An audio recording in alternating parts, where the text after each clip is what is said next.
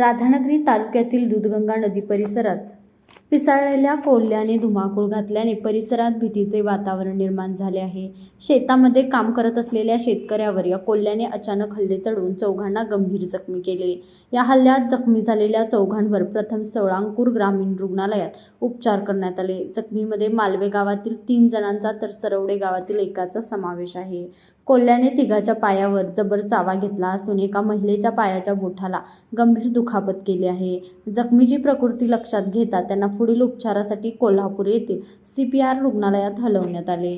दरम्यान पिसळलेल्या कोल्ह्याच्या वावरामुळे दूधगंगा खोऱ्यातील शेतकरी आणि ग्रामस्थांमध्ये भीतीचे वातावरण पसरले आहे। शेतीचे कामे करताना तसेच बाहेर जाताना नागरिकांनी विशेष काळजी घ्यावी असे आवाहन सोळांपूर ग्रामीण रुग्णालयाचे वैद्यकीय अधिकारी डॉ. प्रवीण कंदाडे यांनी केले। तसेच पिसाळलेल्या कोल्ह्याचा तातडीने बंदोबस्त करावा अशी जोरदार मागणी शेतकरी वर्गातून होत आहे। संबंधित यंत्रणांनी त्वरित उपाययोजना करून नागरिकांच्या सुरक्षिततेची काळजी घ्यावी अशी अपेक्षा व्यक्त केली जात आहे।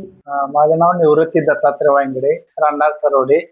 मी सकाळी 8-9च्या दरम्यान शेतामध्ये वैरण कापण्यासाठी गेलो होतो। त्यावेळी पाठीमागून कोल्हा आला आणि त्या कोल्ह्याने माझ्या लवणीचा जबडा धरला।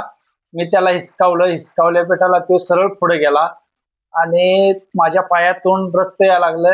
थोडा वेळ मी थांबलो। थोडा वेळ थांबल्यावर मी लागलीच दवाखान्यामध्ये सोळांपूर उपकेंद्रामध्ये आलो आणि अशा या कोल्ह्याचा लवकरात लवकर शासनानं बंदोबस्त करावा हीच आम्ही शेतकऱ्यांच्याकडून आमची आशा आहे।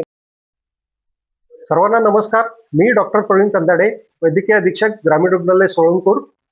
दिनांक 4/6/2026 रोजी ग्रामीण रुग्णालय सोळांपूर येथे कोल्ह्याने चावा घेतलेले 4 रुग्ण दाखल झालेले आहेत।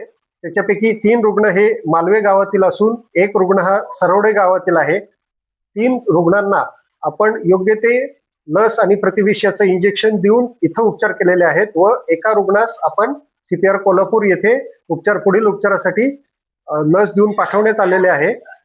आपल्या माध्यमातून मी आपल्या सर्वांना एकच आवाहन करू इच्छितो की जर आपल्यावर अशा कुठल्याही कोल्हा व तत्सम जंगली प्राण्यांनी हल्ला केल्यास आपण त्वरित नजीकच्या प्राथमिक आरोग्य केंद्र, सरकारी दवाखाना किंवा ग्रामीण रुग्णालय येथे जाऊन त्याच्याविषयीची प्रतिविष व लस घ्यावी